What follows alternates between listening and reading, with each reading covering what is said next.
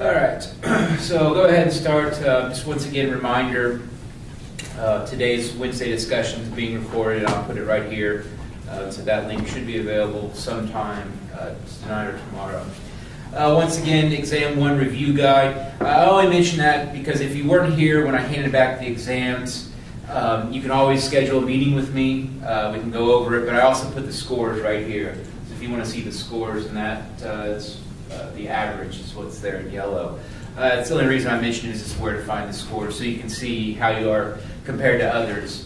Of course, today the focus will be on Exam 2 review guide, so go ahead and open it up there. And we'll spend a good amount of time talking about whatever questions you want to talk about. Some procedural stuff just to catch us up.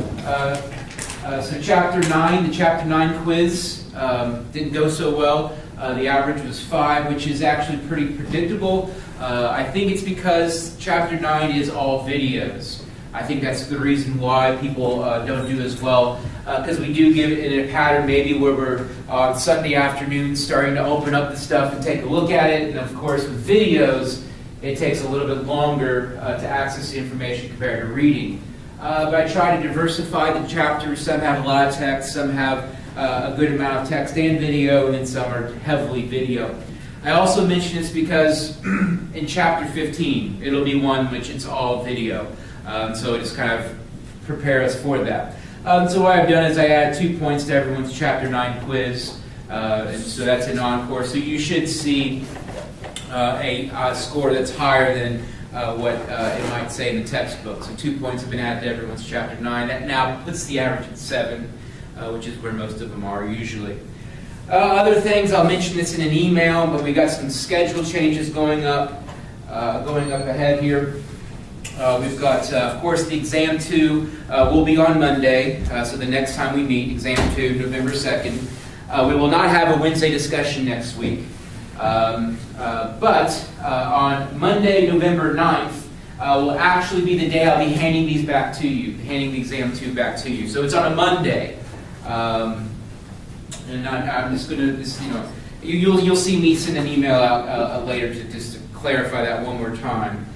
So we've got Exam 2 on Monday, and then the following Monday is when essentially is the Wednesday discussion for that week. So instead of having Wednesday discussion November 11th, we'll have it on Monday, November 9th. Once again, all this will be explained in an email going forward. Questions, comments, concerns? I think we're recording. Yeah, all right. Okay, so what I'm going to do is to actually go through each question very quickly to kind of say, this is where you're going to find the information. Or maybe this is stuff to really focus in on. So I'm going to go through each of these questions, but then open it up afterwards for about 45 minutes, of course, of whatever question you might want to ask. And so I'm going to go through them in order here. So just like last exam, you'll see the same thing in which you'll be given 7 different ones of these, and then you're to do 5 of them. So just like the last time, you'll have 2 that you don't complete. So 5 of 7. All right, so describe the 6 types of migration. For that one, be able to, of course, explain each one, but also provide examples. So what's nice is, we've got that discussion 3 in which you related yourself, your story to one of the migration types. That's the same idea. So what you're going to do is you're going to provide examples. You can find that section 6.4 of the textbook, and there's a video along with that.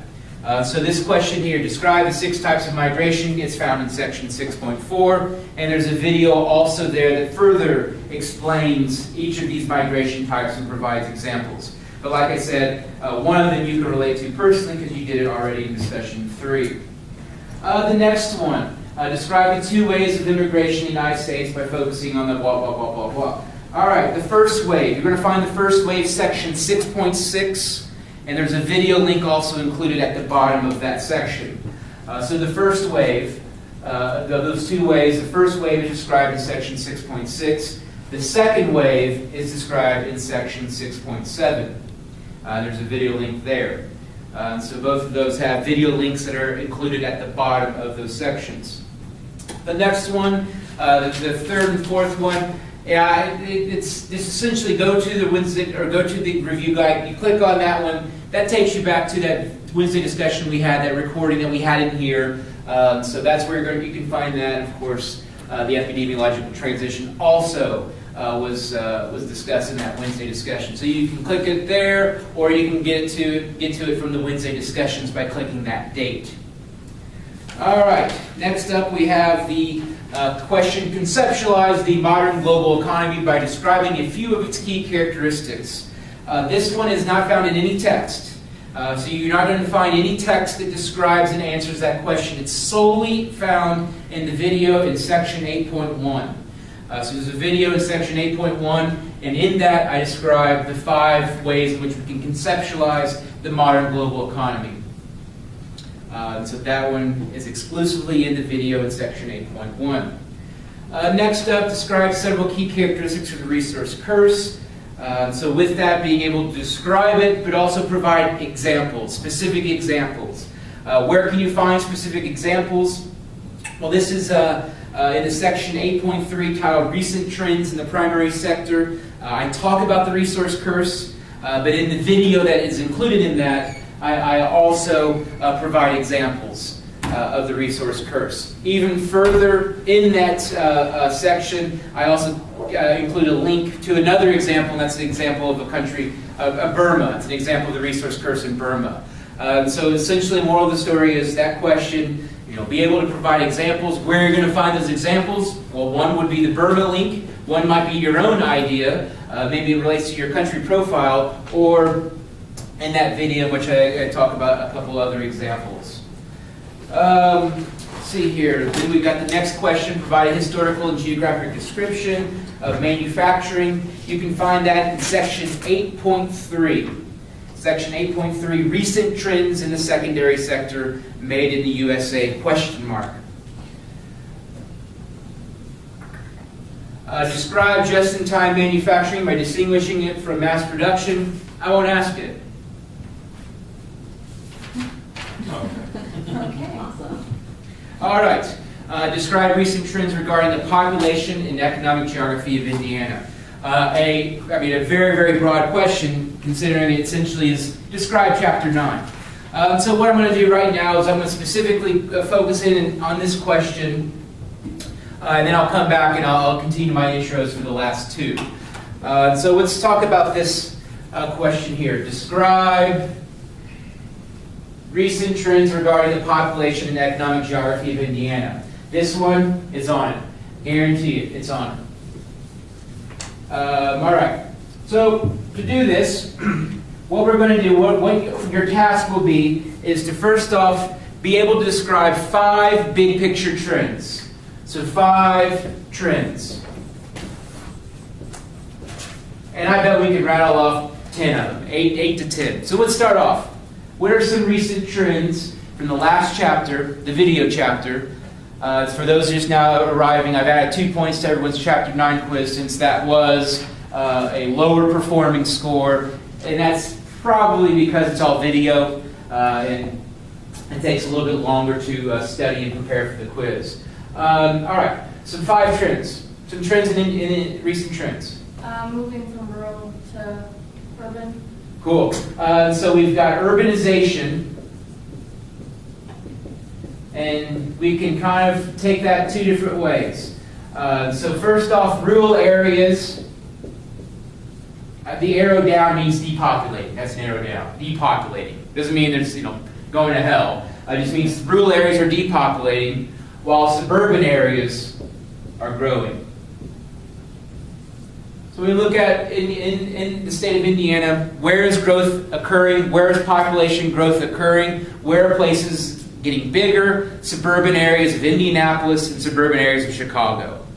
Now, to a lesser extent, suburban Cincinnati, that bleeds over into Indiana. Suburban Louisville, that bleeds over into Indiana. But for the most part, suburban Indianapolis and suburban Chicago are places that are growing, while rural Indiana is depopulating, declining. terms of number of people. So we'll call that trend number one. And within that, we could almost say there's two trends. Rural areas declining, suburban areas growing. Let's do another trend. The population and economic geography of Indiana. Moving from American automobile to more foreign automobile. Cool. So we can take that and do two different things with it. So deindustrialization. Big word. Deindustrialization. Is that right? Wow, that looks much longer. That's right. All right. Deindustrialization. So what's happening is the loss of manufacturing in Indiana. You're really seeing that. Examples would be the I-69 cluster. That includes Kokomo, Muncie, Anderson, Fort Wayne.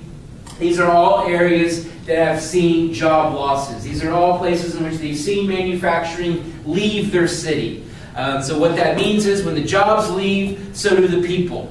So deindustrialization is one trend that's definitely occurring in Indiana, and it helps to explain why certain areas and cities are depopulating, because jobs have moved somewhere else. But with that being said, Kyle Ever the Optimist says, but also though, there is job loss from deindustrialization, but there's also increasing foreign direct investment. So what's happening is now you're seeing Toyota, Honda, Subaru now invest in Indiana. So you have these foreign companies, for example, those ones I just mentioned, who are seeing Indiana as an attractive place to locate their business, attractive place to bring their jobs to. So what's happening in Indiana, we look at the economic geography, we do have job loss, deindustrialization, especially those related or connected to the United States automobile industry and Detroit. But at the same time, another trend, though, is increasing foreign direct investment. So some of those losses have been offset by gains from international companies investing in Indiana and bringing their factories to our beautiful state. So the example, Greensburg has the Honda plant, in which they just announced, I think they're cranking out 250,000 more Civics in the next 10 to 15 years or something. So that plant's doing great. But Cummins, I don't know if you know Cummins, a big engine manufacturer in Columbus, they're now cutting jobs. So you kind of have in Indiana gains and losses, and it's related to the manufacturing maybe decline or gains, depending on where they're occurring and what's going on there. So increasing foreign direct investment, but also deindustrialization are some trends. Another trend in Indiana.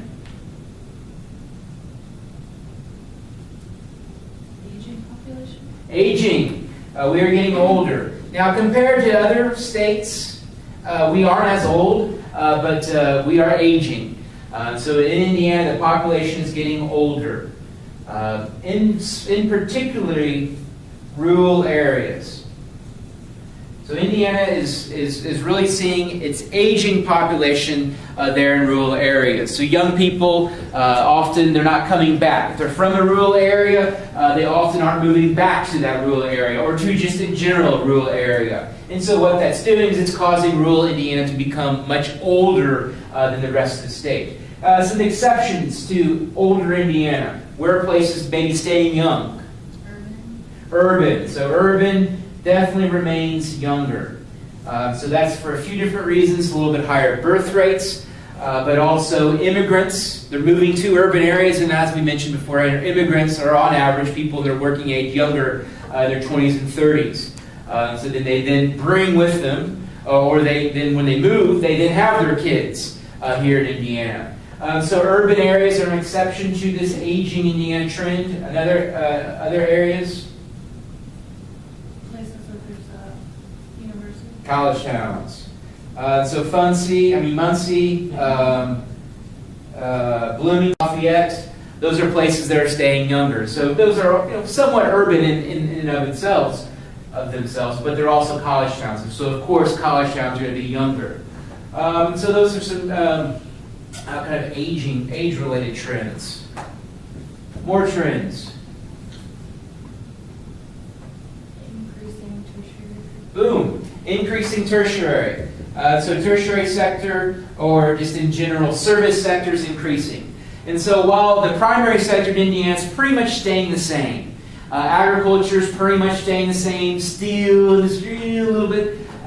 Secondary sector, manufacturing, there are some losses, but there's also some gains, so it's kind of stable. Where are the jobs growth occurring? Tertiary sector jobs. And that's you guys. As you mentioned in a previous Freepoint activity, I think it was something like 92% of all G110 students say that they will be, or they're seeking a tertiary sector job when they leave this campus. So tertiary sector jobs have increased, and that's pretty much everywhere. So it's not just a rural, suburban, urban. Increasing service sector jobs we find from corner to corner of our state. And it's helping to offset any losses from those other sectors, in particular manufacturing. Another trend in Indiana.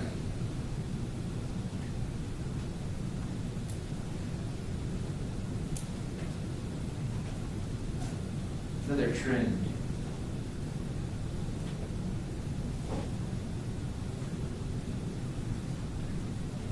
Change in manufacturing. Change in manufacturing. Moving more towards steel.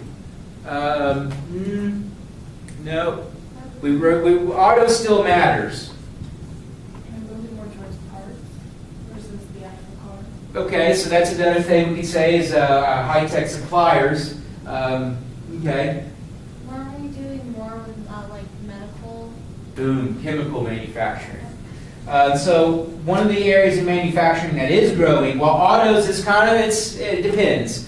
Parts are actually doing fine. We look at the nature of Honda coming to Greensburg means all their suppliers are also going to cluster nearby, kind of supplier parts or the aftermarket places. But the big thing is we're seeing growth in chemical.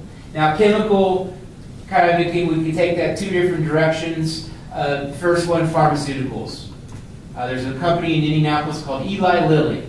If you don't know about it, it's pretty much why we have this competitive advantage in this city of healthcare. So there's a reason why we have all these hospitals here. We've got Lilly here. We've got this cluster, this competitive advantage in the life sciences. So pharmaceuticals would be one good example of chemical manufacturing. The other one doesn't sound as good. Food. So chemical, I know you're thinking, wait a minute, foods aren't chemicals. Yeah, they're pretty processed. Your cheese is heavily, there's a lot of chemicals and stuff coming into that cocktail of stuff that comes out as that orange block of cheese. That's just an example. We've got all kinds of food processing plants throughout our state that are also part of that chemical manufacturing. And so the moral of the story is auto manufacturing still matters. Go to Greensburg and you'll see that. Go to Toyota in Evansville and you'll see that. But also what's increasingly growing is chemical manufacturing.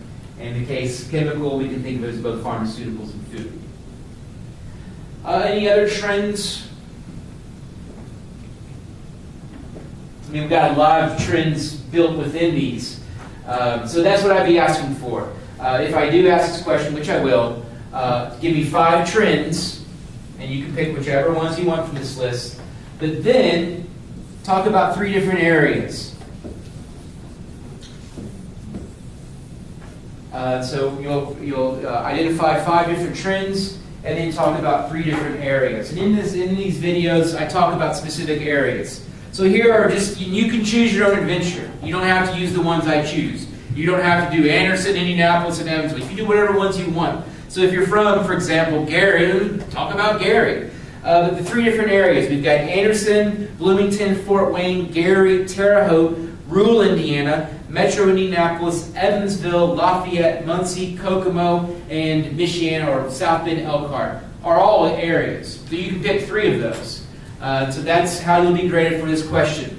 How much do you get those 5 trends? Do you clearly enunciate? Do you clearly showcase your understanding of 5 big picture trends? But then can you also then identify what's going on specifically in 3 different areas in the state? You can choose those areas however you want them to be. Any questions about this one? So this question, describe recent trends regarding the population and economic geography of Indiana, which will be asked. Yeah. Okay, so the 3 areas, we basically merged the 5 trends into No, then you talk about 3 different areas. Oh, okay. So then you say, well, in Anderson, you're seeing deindustrialization from this, that, and the other. And so you might touch on those in describing your trends, but I really want you to showcase your understanding of 3 different areas. And most people will put probably Metro Indy will be one of them because you're from here. But it don't have to be. It can be whatever ones you want. And as always, you can send me kind of, okay, here's what I'm thinking about. Here's what I'm, for this, this question, and I'll give you the grade. I'll say, yeah, that's a full credit. That's a 10 out of 10, or that's a 7 out of 10, whatever. You got all of them. Tertiary, aging. All right. So now I'm going to go back and kind of do my brief little intro for the last 2 here. All right. For the question, describe the 4 cost minimization profit, blah, blah, blah, blah, blah. That's section 10.1, plus the video at the bottom of section 10.1, this question. So this is found in section 10.1. The 4 are labor, transport, agglomeration, and urbanization. And if you've opened up chapter 10, you should see in that section these are very clearly shown. And then at the end, I summarize all 4 with a video. So that's where you can find that information, section 10.1 plus the video. The last question, describe central place theory, the concepts of threshold and range. So this first part, threshold and range, section 10.3 plus the video in section 10.3. The second part, differentiate between lower order and higher order goods and services, section 10.5 plus the video included there.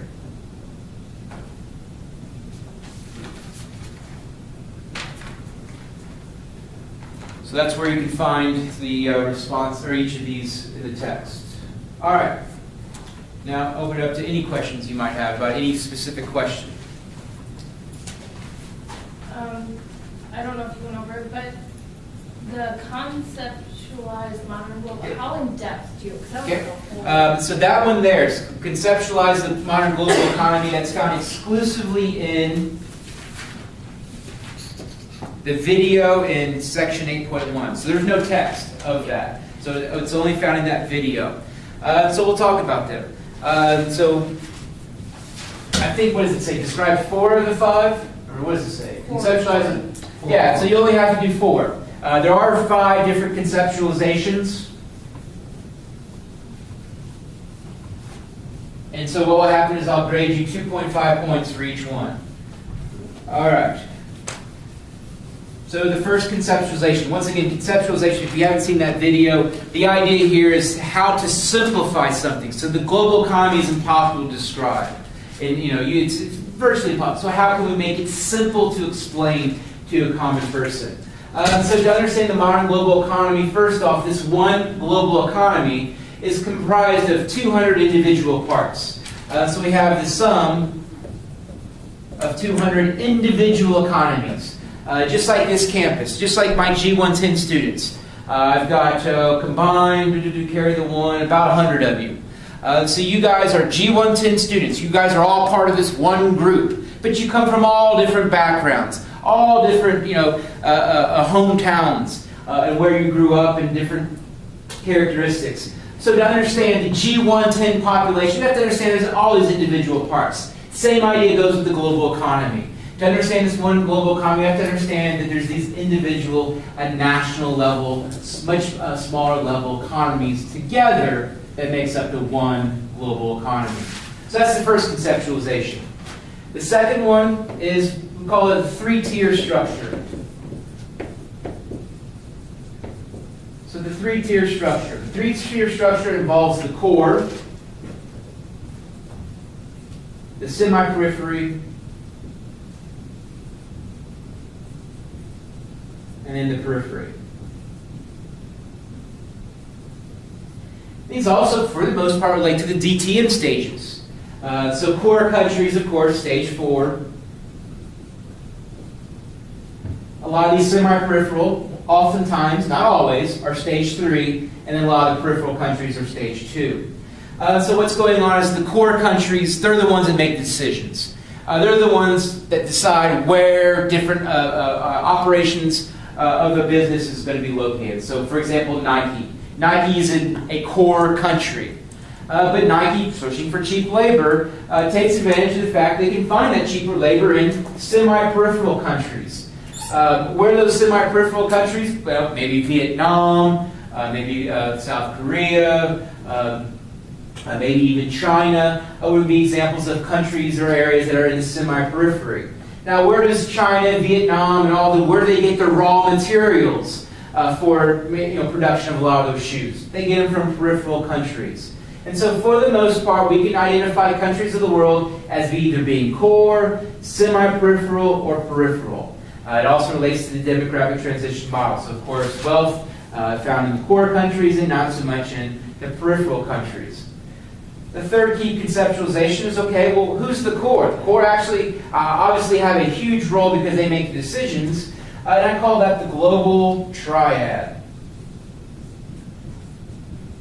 So essentially, what is the core? The core is what's U.S. and Canada. We'll call that North America. Europe, for the most part, Western, but most of Europe. But also, we'll call it, what do I call this one? We'll call it Asia Pacific. But it's essentially what it is our good friend China, Japan, and Australia, New Zealand.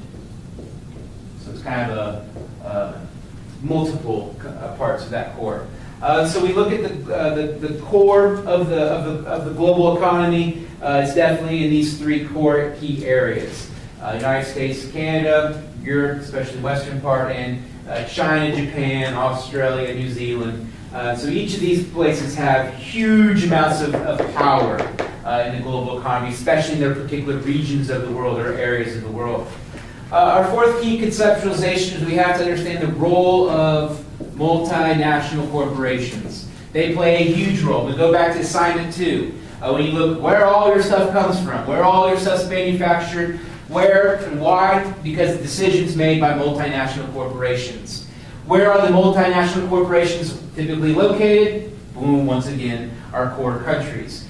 So they, of course, play a key role in deciding where different operations of their business are located, which then, of course, is going to play a role in where stuff is made, which we can go back to assignment 2. Finally, the fifth conceptualization is the role of these world cities. I didn't make up the term. I mean, it seems like a general term, world cities. But what world cities are cities that they're typically in the core, they have huge amount of power, and often are where the headquarters of multinational corporations are located. So we think about New York, LA, London, Tokyo. Those are big, huge cities that have a huge role in the global economy. That's that one. All right. What we got? Where are we going next?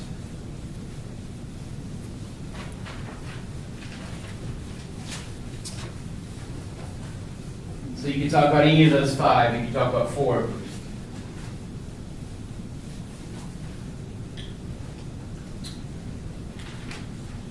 So with the historical and geographic description of manufacturing in the United States, I know there was a question on the quiz that confused me about it. Cool. If you're ever confused, feel free to send me a message about something like that. All right, so that question: provide a historical and geographic description of manufacturing in the United States and describe some recent trends. We can do that in 3 different ways. So all this is some shifts. S-H-I-F-T-S. There's an F in there. Shifts. So what are some key shifts in terms of manufacturing, historically and geographically? We'll start off with the geographic. The first shift is, if we look at where manufacturing occurs, it's gone from Rust Belt to Sun Belt. So you can go and you can further describe that. You can talk about deindustrialization in the Rust Belt. You can talk about deindustrialization in the Sun Belt. You can talk about the reasons why jobs are being or manufacturing has moved to the Sun Belt. You can talk about why manufacturing has left the Rust Belt. You can talk about all those reasons why, but those are the first. The geographic shift is from the Rust Belt. Rust Belt includes Cleveland, Detroit, Pittsburgh. Some would say Indianapolis. would be part of the Rust Belt, but the Sun Belt would be big cities in the South and the Southwest. So Atlanta, Dallas, Houston, Phoenix are all examples of places that have seen industrialization. And so we're seeing more manufacturing there, more and more in the Sun Belt. So the first sort of the geographic shift from the Rust Belt to the Sun Belt. The second would be a shift in terms of what we produce, what we manufacture. So we've gone from simple to sophisticated. So what that means is, to further explain that simple stuff, textiles. We don't manufacture textiles anymore. We used to overwhelmingly. You go back to New England and early parts of the South, that they manufactured a ton of textiles. We don't do that anymore. As you learn in Assignment 2, textiles, we find those from places pretty much all over the world, but not in the United States. We don't make irons. We don't make simple electronics. We used to. Instead, what we do is we manufacture sophisticated stuff, high tech. So stuff like cars, stuff like CAT scan machines, or stuff we manufacture. When we think about when you have a heart attack, they put it in a stent inside your heart. So they essentially put this little object inside an artery inside your heart. Very specialized. You don't find that manufactured everywhere. It's only found in those very wealthy, very high-tech countries that have high-tech manufacturing. So we've gone from simple stuff to much more sophisticated. It's very, very, very high-tech electronics, for example. Automobiles, instead of textiles, t-shirts, irons, and all of that. See Assignment 2. Finally, how we produce. So we've shifted from mass to flexible. And so that's further, and flexible is also known as JIT, so that's why this question here, to describe just-in-time manufacturing by distinguishing it from mass production. That's why I won't ask this question, because it's essentially an answer to this question right there, with that third part that I'm describing right now. So mass to flexible, so think of mass as we build a huge factory, and we crank out 250,000 cars, and we hope and we pray that people want those cars. Where flexible is much more customized. And so it's a situation where if all of a sudden people want cars, Honda Civics, we then make the Honda Civic. We don't just have a huge facility where we just have these Honda Civics sitting there. We hope that people buy them. So mass production to flexible. Much more flexible, much more in terms of meeting consumer tastes and demands, especially as they change over time. That is, once again, further explained in this description there, or that question there. So as you study, go back and freshen up on your mass and flexible. But I'm not going to explain it here. So that's that one. So the three shifts: geographic, the what, and the how. Cool. Next question. Characteristics of the resource curves. Yeah, all right, resource curves. All right, so the resource curves, and so as the name implies, it involves natural resources. So it's countries that have an over-reliance. So over-reliance in one or a few natural resources. So essentially, think of this, for those maybe who are aware of finance, there's a term called diversify your portfolio. So the idea is don't put all of your money, all of your investments in one company's stock. Because what happens if that company goes under? You're screwed. And so the idea is diversify your portfolio. Buy several different stocks. Buy some bonds, some T-bills, and all of that stuff. So the idea there is you could spread your wealth across different investment options, so that if one, for example, GE, you buy stock at GE and it's now worth nothing, then your investments all not gone all to hell. So the same idea applies to certain countries of the world. What happens is they have an over-reliance of their economy on one or a few natural resources. So that's the kind of the first idea to get stuck in the head. You look at the United States, we've got a good primary sector, we've got a good secondary sector, we've got a good tertiary sector, we've got all kinds of resources. So we have a very diverse economic geography compared to countries of the world that might have one or a few resources that dominate. So often where we find these is developing countries. So not always, but for the most part, where we find the resource curse is in developing or stage 2 countries. Once again, not always, but for the most part, that is the case. All right, so we've kind of started off identifying the resource curse. Now let's talk about some characteristics. Characteristics of the resource curse. So countries, typically developing countries that have an over-reliance of their economy on one or a few natural resources, have, first off, slow economic growth.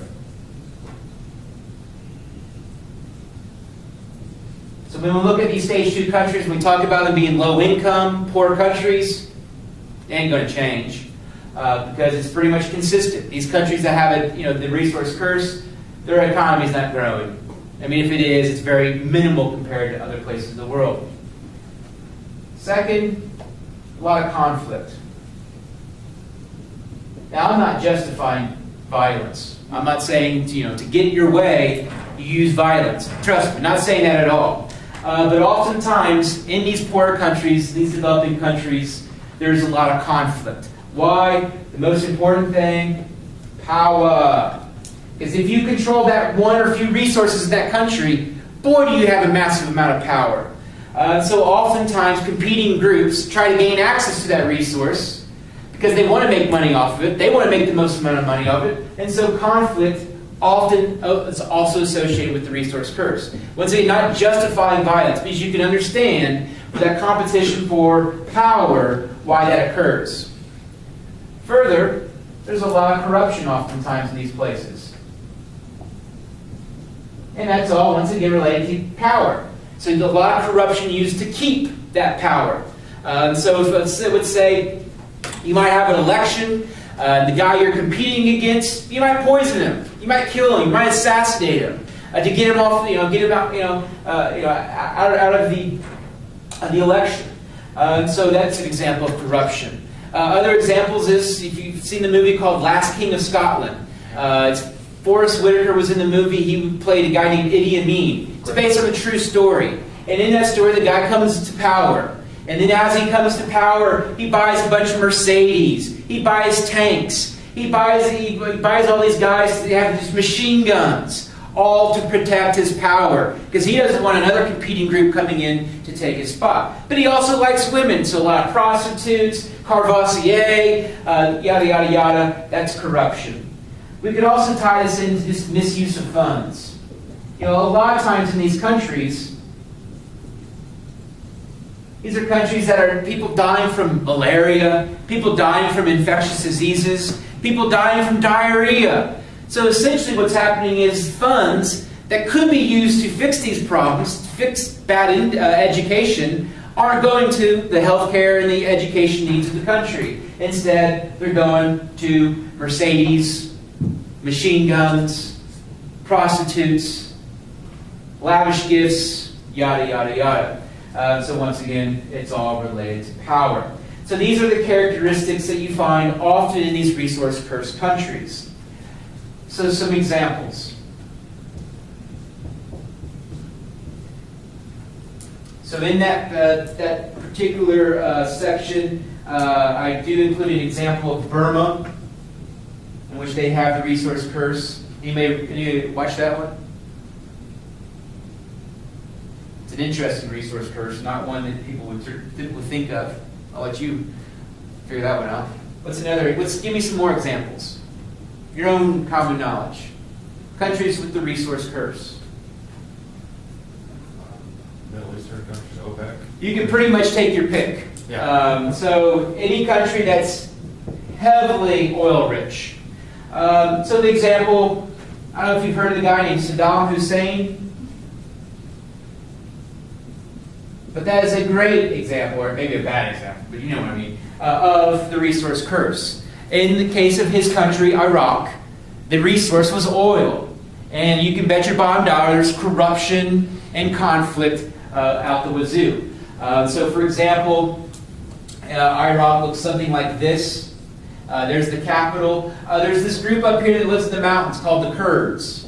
So up here in the mountains, there's resources. There's a lot of new resources that are now becoming in demand. And so what Saddam did was he just went up here, essentially took control of certain areas. How did he do that? Oh, just killed a bunch of people, about 20,000 people, put them all in a big mass grave and killed them all. So that's corruption, conflict, but it's all about gaining power for those resources. And so that's a great example of the resource curse. But oil, overwhelmingly, you can take your pick as far as countries, but not doesn't more than just the Middle East. For example, Angola, a country down here in southern Africa. This is a country that's oil rich. Venezuela, huge amounts. Venezuela, you can say cocaine and oil are the two resources there in which there's a lot of conflict, corruption, violence. You look at Venezuela, life isn't great for Venezuelans, although they're making a ton of money right now off of oil. So what's going on there is the resource curse. Other examples. What opium plants in What's that? Opium plants in Afghanistan. Boom, opium. Never even thought of that one. And that's what at the bar, if someone said, man, you always talk about drugs. So I guess I'll use opium now. Opium in Afghanistan. You look at the Taliban. How do the Taliban have money? It's only open now. Because heroin's now something that people across the world are wanting more and more of. It used to be something you only find in big cities. Now you're finding it in Indiana, suburban Indiana especially.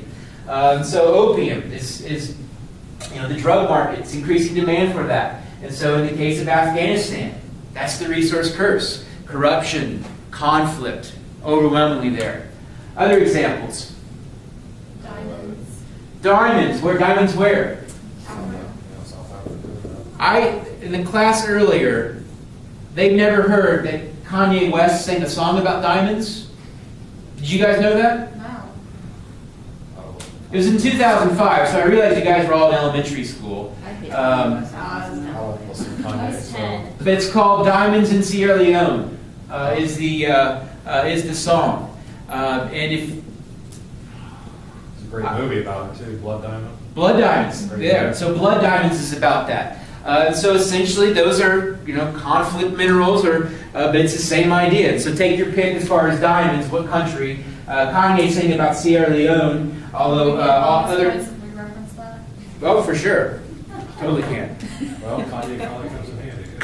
Let's see. I think our audio probably won't work. So stop. oh, Ellison Mute. All right.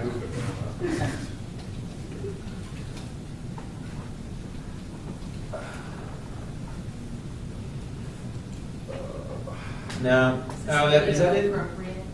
It's got some bad language. So yeah, obviously we can't hear it. But Is the volume turned up on the projector thing? yeah, the same thing happened beforehand. But this is another example of the resource curse. Now I talked about this because the opening of this video. It's pretty much, it shows a guy proposing to a girl, and of course, that's how you keep a girl if you don't want her to go away. You propose to her, you try to lock her down. Oh, that's one way that people do it. But anyway, so that's the first part. Now we think about who makes money in the diamond industry. The person that's in the mine, digging, picking up that diamond from the ground, or the guy at K Jewelers who's trying to convince this guy, this is the girl of your dreams, spend the $2,500 on this ring. That's the guy that makes the money. And so we look at also the kind of the characteristics of the resource curse. Primary sector, that's where you're not going to be making the money. But who makes the money off the diamond industries? Your core countries, not your peripheral countries. So it's those who make the decisions, those who have the tertiary sector jobs related to diamonds. But anyway, so this is a video about conflict minerals in the case of Sierra Leone, diamonds in Sierra Leone. Any other examples?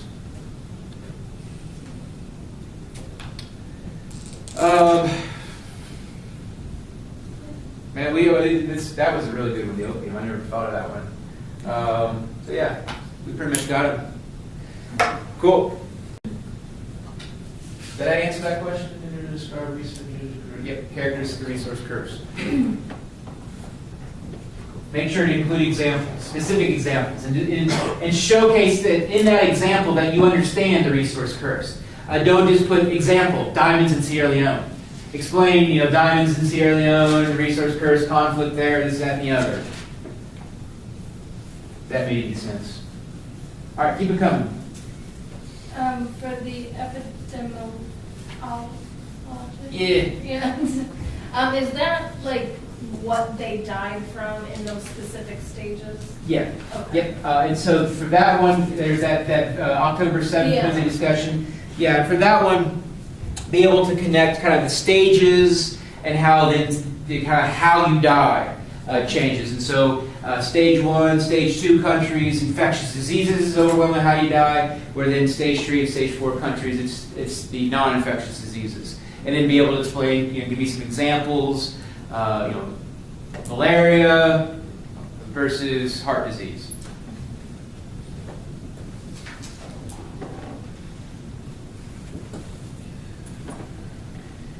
Any more questions?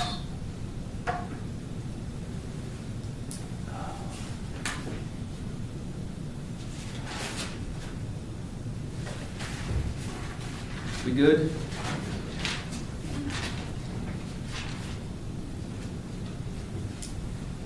It. Take a photograph. Wow, everyone in one shot. I didn't have to do two. All right. As always, if you have questions, email me. Feel free to go ahead and write out your responses, email them to me, and I'll tell you what I think. I'll say, yeah, that's a great one. That's 7 out of 10. Here's what you need to talk about more, though. So feel free to use me as a resource. For the second question with the who, what, where, when. Yeah. Are you wanting like specifically for each? Because like what I found was pretty much the who, the when, and the why. Yeah, the what's. I mean, I just use that kind of the who, what, when, where, how. Okay. But we can, the who, and you don't have to stick around if you want to leave. Who, when, where, and why. And I'll start off with the why. So the why, you can go in and talk about different push and pull factors. So there's different push and pull factors that you can talk about. You can talk about, for example, the Irish potato famine. Obviously, it was a push factor, but then the pull factor would be economic opportunity in the United States. So that's the first thing you can talk about, the why. But overwhelmingly, of all the types of migration, 6 types of migration, for the most part, immigrants to the United States historically and today have used which one of those migration types? Chain migration. Chain migration overwhelmingly. So immigrants to the United States, they move to places which they already know people there, relative, family member, or someone that might live in their neighborhood back home. So the why, chain migration, explains, for the most part, immigration to the United States historically and today. Now let's go to the who. So the first wave. So this is 1850. 1850 till the Great Depression / World War II. So the Great Depression, as the name implies, most people are moving for economic reasons. If a place has the Great Depression occurring, it's not going to attract people. Further, then came World War II. So this is the 1930s to 1950. So when the whole world is in conflict, of course, we're not going to have people migrating. So first off, the first wave, like I said, from 1850 to the World War to Great Depression, it started off northern and western Europe, but then by the 1900s became southern and eastern Europe. So essentially, northern and western is going to be your Irish, your Germans, your Scandinavians. Do you get Polish? And then later on, it became southern and eastern, and Poland would become considered eastern. So Italian. Dan Dokic, the radio personality, he's Slovenian, I believe. And Slovenians, southern and eastern Europeans, so his descendants came over in the early 1900s. Italians, like I said, Italians. Greeks also. So that's that first wave. The second wave, which once again is World War II till today is declining Euros, or this is the second wave, declining Euros, but increasing Asian and Latin American. So that's the second wave. Now you can get more specific. You can talk about the Asians. Were originally Korean, Vietnamese, and Filipino. What do those three countries have in common? Korea, Vietnam, and Philippines? Conflict. Conflict in which the United States was involved. And so Korean War, we were sympathetic to South Koreans, and so we said, come on over. Vietnamese, same deal, we were sympathetic to the Vietnamese, the Vietnam War. Philippines, we picked up the Philippines from the Spanish-American War. It was kind of something we picked up kind of as a result, something else we won for winning that war. So these are all places historically the United States is involved in. Today, it's much more China and India. Much more Chinese and Indian more recently.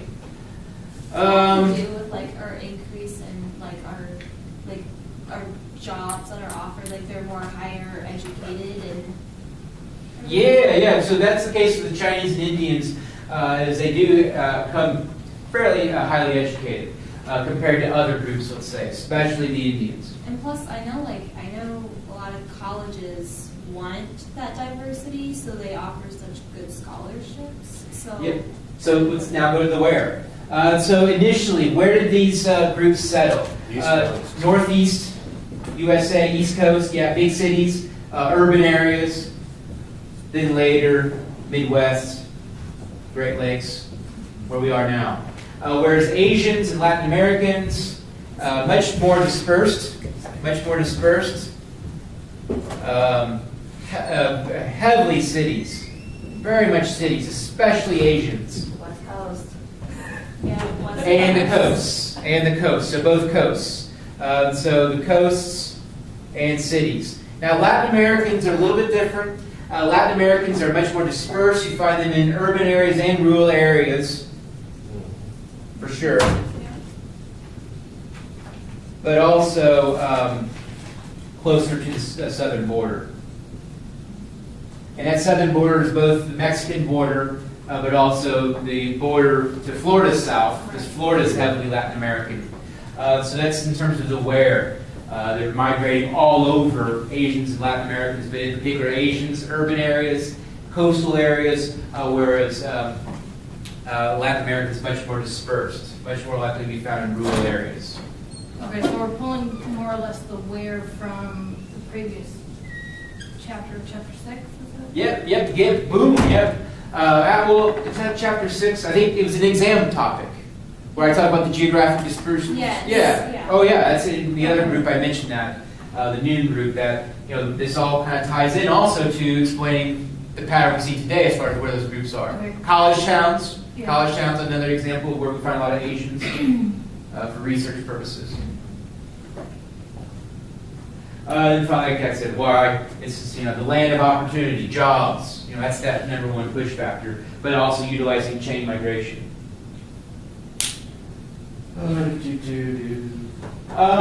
So you can talk about, you don't have to just talk about these. For example, with the Asian group, you can talk about Armenians. For some reason, people love the Kardashians and talking about the Kardashians. So that's a specific migration stream. Armenia Speaking of Kanye. to LA. Armenians live in large numbers in Los Angeles. So of course that's where the Kardashians are from, but once again, chain migration. That migration stream that develops over time. So you see a lot of Armenians there in Los Angeles. That's just one example of several in the video or the chapter I discussed. I got the Dominicans going to New York. But you guys don't know any Dominicans from New York because you guys don't know any rappers. No, I know. Cool. Dominicans in New York. Tons. Yeah, before you were born, there was this little leaguer named Danny Almonte. He played for the 12 and under team that was in New York, but they're all Dominican kids. So he grew to prominence because he just dominated. They found out he was 16. It was a long time. A 16-year-old competing against 12-year-olds. That's why he was so good.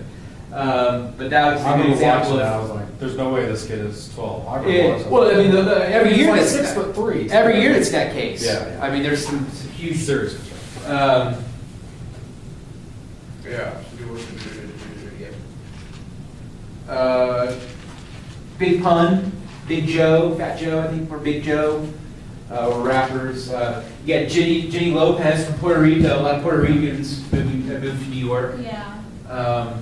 So those are some specific examples. I don't know if I talk about J Lo, but Isn't Puerto Rico now like a territory? yeah, we'll talk about that in chapter 14. But it's a commonwealth. That's what it's called. As a protectorate or It's yeah. They're all different. It's all in semantics, but essentially they don't have their own currency. They don't have their own military, but they do have some of their own rule. They do kind of make some of their own decisions, but they're not completely sovereign. They completely don't make decisions for themselves. We have to defend them still. So we'll get into that later this semester. We'll talk about what does it mean to be a state. How do you become a country, and why certain countries aren't countries. And they don't they have like representatives and senators, but they don't vote or Yep, something? delegates. Yep. So the same with Guam, American Samoa, U.S. Virgin Islands.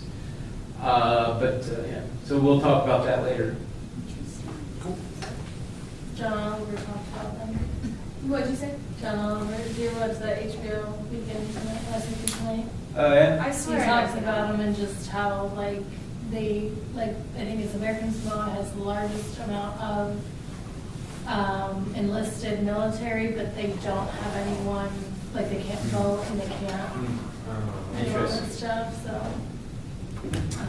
Yeah, they in Puerto Rico, last election, so 2 years ago, they had an election to vote on whether or not they should become their own country, and the people didn't vote for it. I remember Even that they don't being a want it topic. because they just don't. Isn't there talk of them, like, people are always saying for, like, ever, that they're gonna be the 51st state or Yeah. something? I would guess that if we do have a 51st state, it'll be a state dividing, not a new. It'll be California separating into two, or Oh, wow. something like that. I It'll be can see before another state being added from outside. A couple of states are so California- big. Texas is another one. It's so big. Eh, And there's so many California would other be ones. easier to divide up into different states though, like into separate yeah, states. northern and southern is Right. nice. Well, they could keep. Some would actually say coastal and non-coastal Yeah. would be also, because they are. I mean, San Francisco and LA have a whole lot more in common than Bakersfield Yeah. or. Well, they could offset it by just combining the Dakotas into one. Yeah, oh, there's a lot of that. I Yeah. don't know why there's two of them. Oh, that's so much wasted resources there, separating that into two different. And another thing is we have too many counties in Indiana. 92 counties. That's 92 county commissioners, and Yeah. that's just way too many, especially in rural Indiana where it's depopulating. Some How of do those they small, decide that? yeah, some of those lower population states out west, like Wyoming, and don't they have like, I mean, it's a huge state, but don't they have like 11 or 12 counties or Oh yeah, 15, something like that? yeah. Like I yeah. know, I mean, a lot of that's like, It there's makes nobody football living interesting. in some of that. What's that? I said, I don't mind all the counties, it makes football interesting. Football? Yeah. Yeah. Huh. Greg raised me well. Huh. Kids made football. Last King of Scotland, that was a great movie, by the way. Yeah, Anybody yeah. hasn't seen it? It's one of the last ones I've seen in the theater. Yeah? I didn't get to see it until it came out. I went to Eastern's game last Friday, Oh, and yeah? I saw Coach Schultz. I said, oh, it's Schultz. Yeah. Yeah. I don't know if he's coming to my wedding or not. I know Allison You're is. getting married? Yeah, November 28th. Part of your notes. Congratulations. Congrats, that's exciting. Very exciting. You want to do it over? Yeah. Can't wait to get it over. Sounds like a guy. You don't know if he's going? Isn't he your cousin? Well, yeah. Distant? He's it'd be a second cousin, but Okay. I didn't go to his wedding, so it might be one of those deals where he's not going to mine. But I went to Allison's, and so she's coming, and Doug and Sheila, their parents are coming. gonna be a big wedding? About 110 people, Okay. the average size. It's at the History Center downtown on the canal. Oh, yeah? It's a real nice venue, yeah. Cool. It's going to be fun. My brother and sister-in-law's wedding was a good time. Yeah? Yeah, they did it at the Orchard in Mooresville, Anderson Orchard. See ya. See it? They did it there, and then they had the reception at in my aunt's front yard. Oh, yeah? So it was real laid back, and it was like beer and wine was provided for everyone, but if you wanted the hard